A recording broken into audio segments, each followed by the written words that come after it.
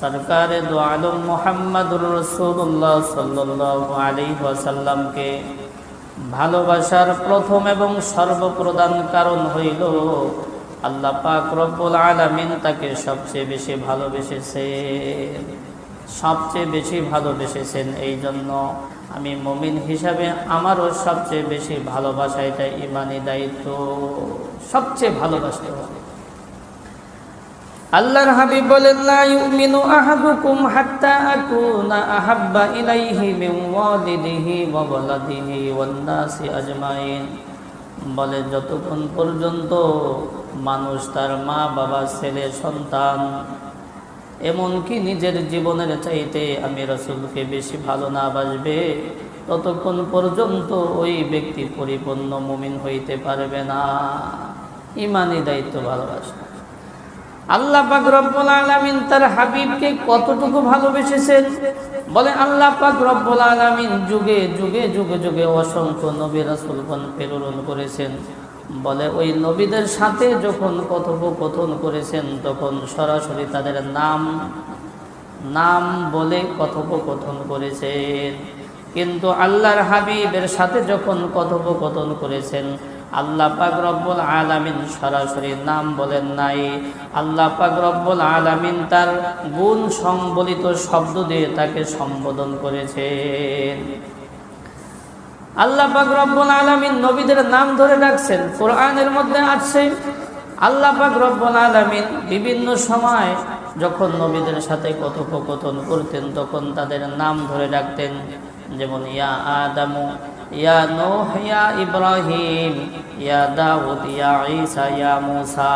কিন্তু সরকারে দো আলমের সাথে যখন কথোপকথন করার ইচ্ছা করেছেন তখন সরাসরি নাম ধরে ডাকেন নাই, বরং তার গুণ সংবলিত শব্দ দিয়ে সম্বোধন করে এভাবে ডেকেছেন, ইয়া আইয়ুহার রাসূল, ইয়া আইয়ুহান নাবিয়্যু, ইয়া আইয়ুহাল মুদ্দাসসির, ইয়া আইয়ুহাল মুজাম্মিল।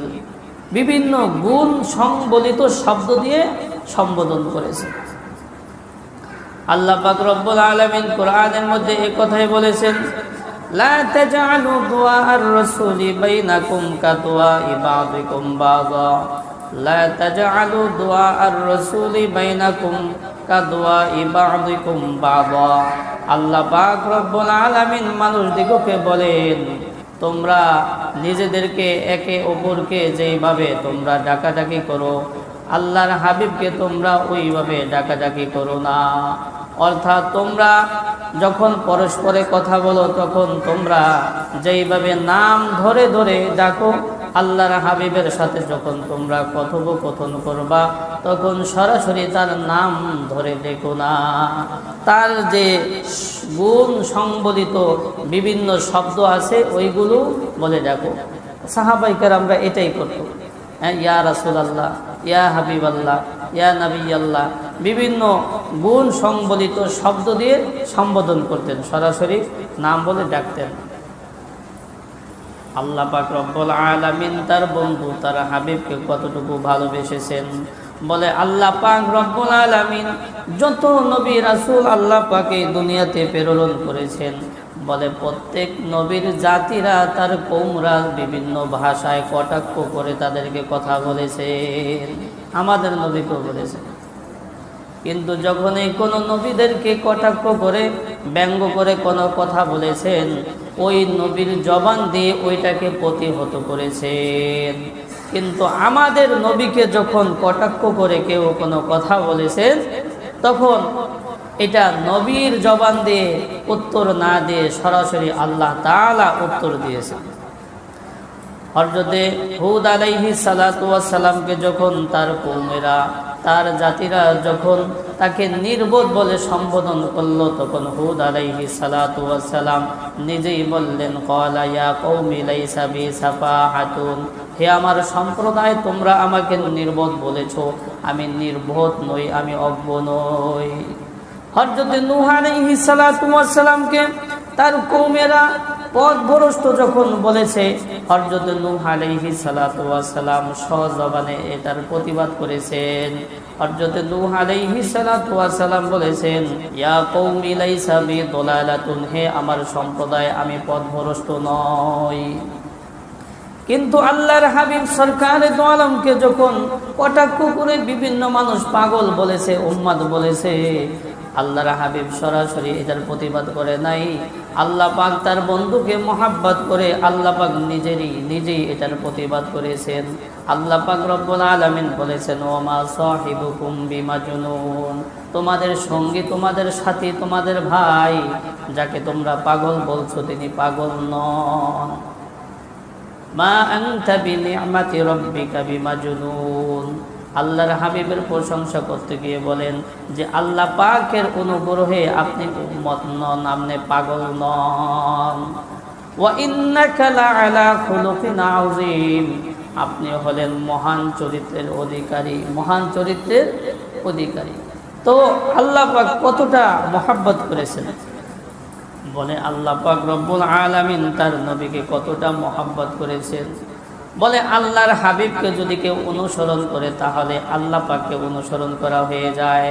আল্লাহ পাক রব্বুল আলামিন বলেন, মাইয়ুতির রাসূলা ফাকাদ আতা আল্লাহ, যেই ব্যক্তি আল্লাহর রাসূলকে অনুসরণ করলো, আল্লাহ পাক বলেন সে কেমন যেন আমারই অনুসরণ করলো। আল্লাহ পাক রব্বুল আলামিন নবীজিকে উচ্চ মর্যাদা দান করেছেন। আল্লাহ পাক রব্বুল আলামিন নবীজির মর্যাদাকে উঁচু করেছেন। কত উঁচু করেছেন, কত উঁচু করেছেন, একটু খেয়াল করলে আমরা বুঝতে পারবো। কালিমা তয়্যিবার মধ্যে বলা হয়েছে লা ইলাহা ইল্লাল্লাহু মুহাম্মাদুর রাসূলুল্লাহ। এখানে আল্লাহ এবং মুহাম্মদ নামের মধ্যে তৃতীয় কোনো হরফ দিয়ে ব্যবধান করে নাই, মধ্যে আর কোনো কি নাই, হরফ নাই। আল্লাহ আর মুহাম্মদ নাম পাশাপাশি। শুধু কি তাই, লা ইলাহা ইল্লাল্লাহ এর মধ্যে যেমন 12টি হরফ রয়েছে, 12টি অক্ষর রয়েছে, মুহাম্মাদুর রাসূলুল্লাহ এর মধ্যে 12টি অক্ষর রয়েছে। আল্লাহ পাক রব্বুল আলামিন আজানের মধ্যে আল্লাহ পাকের নামের সাথে নবীর নামকে যুক্ত করে দিলেন।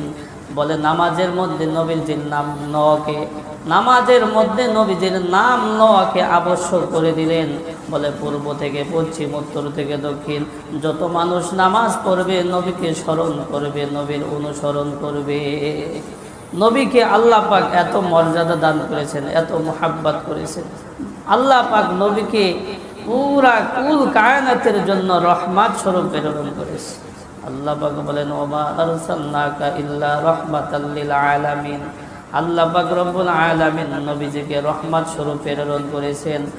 আলামিন এটা আলাম এর বহুবচন। বলে জীব জন্তু জড় যত কিছু আছে, কথা কুল কায়নাতে যা কিছু আছে সব কিছুর জন্য রহমত স্বরূপ প্রেরণ করেছেন।